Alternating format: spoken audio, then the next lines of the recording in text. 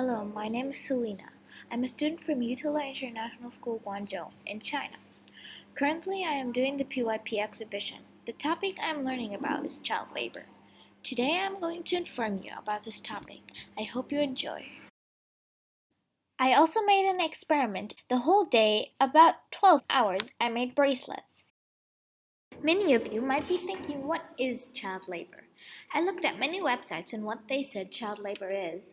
After I looked at some websites, I made my own definition of what I thought child labor is. Do you think that helping out in the household or helping your family out in their shop because they're putting your brother to bed is child labor? Well, if you thought yes, then you were wrong. The answer is no. Child labor is when children work full-time and do not have a proper education. Anything which harms the child or keeps them from their education can be described as child labor. For example, children working on cocoa plantations as slaves. They work with sharp tools and don't get money because they got sold to the owner. Now they are slaves. This is called child labor. Child labor is also when children do not go to a good quality education. Without this education, the children, which will then be adults in the future, will also not get a good job. This will affect their whole life and their family. Have you ever wondered from which point it is child labor? Child labor is anywhere underground, underwater, in dangerous heights, in an unhealthy environment, and under difficult conditions. Child labor is also anything with dangerous machinery, dangerous equipment, tools, heavy loads, and of course abusing children. All this includes long working hours or during night. Now let me tell you some examples from which point it is child labor. I made up some examples. I want you guys to guess if it is child labor or not. So the first example I'm going to tell you is Kate. She's 10 years old, she's from the USA, and every morning Kate helps her mother wash the dishes and set the table. For doing her chores, she gets $2 per week. Sometimes she tells her friends about it in school. Is this child labor? The answer is no. This is not child labor because she's just helping her mother and she's getting money for it. The second example I'm going to tell you about is Kevin. He's 6 years old and from Africa.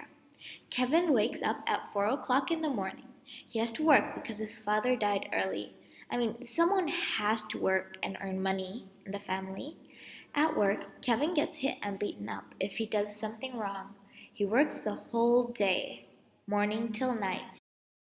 Is this child labor? If you thought yes, you were correct. It is child labor because he gets hurt and he doesn't have a full night's sleep. The next thing I'm going to tell you about are rights. Have you ever asked yourself what rights are? Well, rights are the things you get to do no matter who you are. Now I'm going to tell you some rights for children under 18 years old. They have the right to survival and development. Under that, there's a family who cares for them, having the right to share ideas, to choose their own friends, a good quality education, and giving sources for information which do not harm you.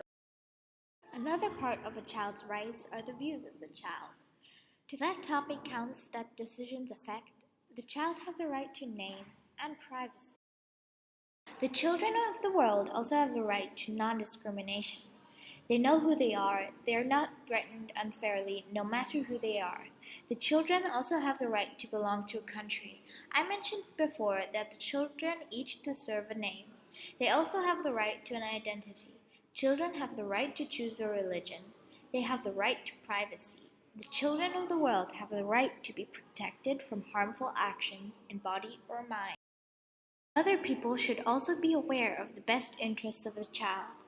The decisions affect children. The government and family must protect the rights of the children. The children deserve families which care for them. The children should be protected from kidnapping. All of the children have a right to privacy. Let me tell you about the UN Convention. It is an international agreement setting out the rights of every child. Over 190 countries have agreed to protect the children which work.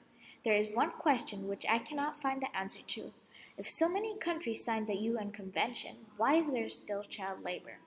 Even though many countries signed the International Convention, the employers can mostly find a loophole. Now I want to introduce you to the different types of child labor. Did you know that there are different types of child labor? Well, there are. The first one I'm going to tell you about is slavery. Slavery is when people are owned by a person. In this case, these people are children. The child then cannot decide about what it does. If they refuse to do something, there might be certain consequences. The second form of child labor is child trafficking. Child trafficking is when children get moved, bought, sold, or traded illegally. An example of child trafficking are child soldiers. The third form of child labor is debt bondage. Debt bondage is when children have to work to pay off their parents' loans. A loan is the money which you borrow from someone. I made up an example which I want to share with you. For example, a very poor family which has many loans may hand over their child or children. These children have to then work very long until they pay off their debt. The fourth form of child labor I'm going to tell you about is serfdom. Serfdom is when people, in this case children, are forced to work on land which does not belong to them. Mostly these people only get little or no pay.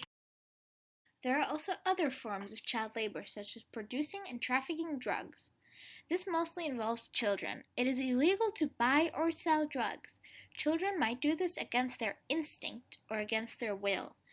They also could be doing this because they think it will give them more money or status. By status, I mean a higher position. Children are also involved in crimes. These children are given money to steal things. You might be thinking, why children? Well, I'm going to tell you the answer. Children are sent because they will be in less trouble than the adults who sent them. Yes, the child gets in trouble, but not too long and too much. They probably do this because they need money, respect, or they want to belong to a gang. Some crime examples are buying stolen goods, shoplifting, robbery, hijacking cars, theft, and burglary. Street children or children in poverty are sometimes used for planned beggary. I made a word cloud, and in this word cloud, I put in some words which I think connect to child labor. If you question why there are a H and a M, it stands for H&M. The actions we do now could change a child's future. It is our responsibility to help end child labor. Poverty is one of the main reasons why there is child labor. If the family is poor, the children can't go to school, so they have to work to get money. The family needs the money that they earn. Culture and tradition are also a reason of child labor. In certain countries, children are expected to work. Child labor also occurs because the children do not go to school. Mostly, there is not enough money. Most children are paid less than other workers which do the same work as them.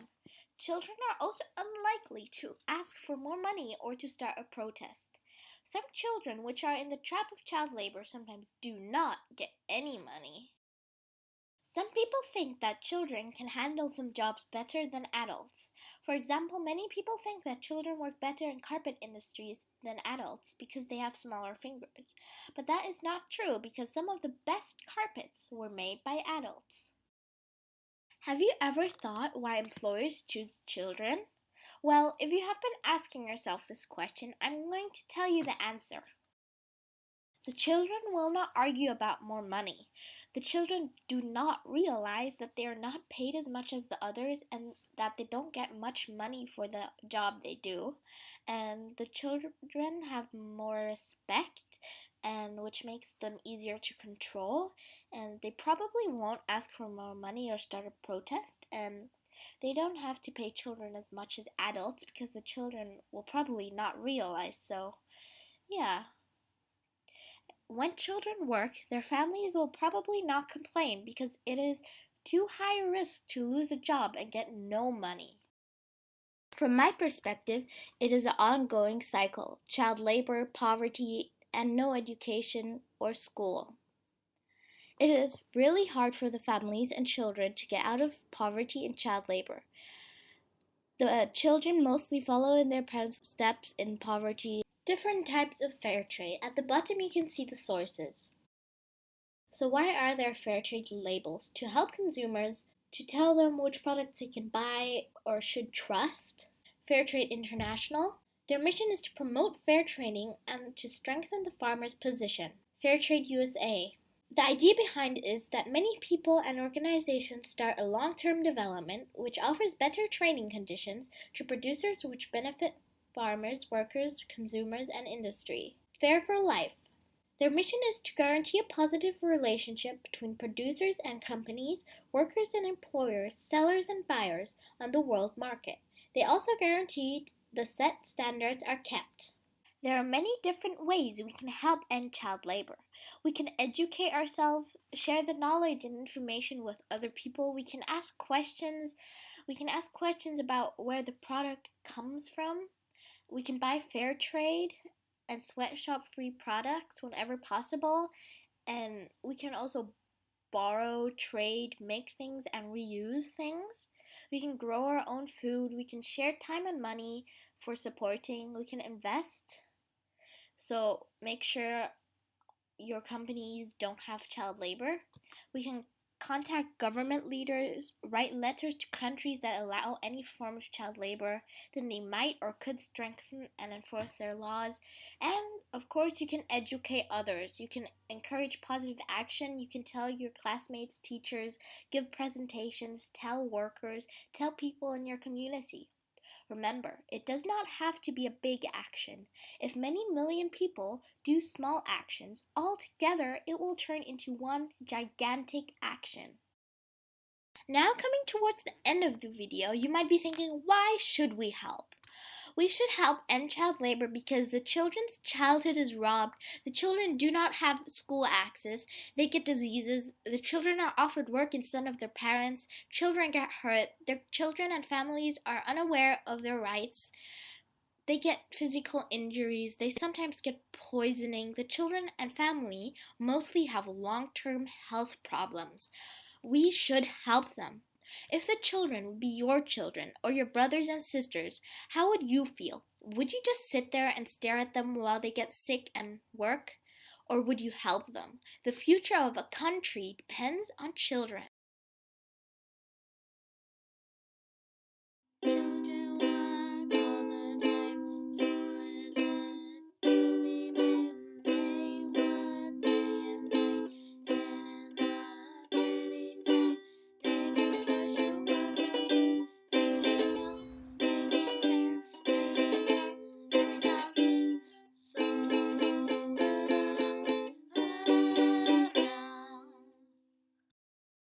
Remember, we are also part of the problem. If you want to make a change, please do some of the things I mentioned in the video.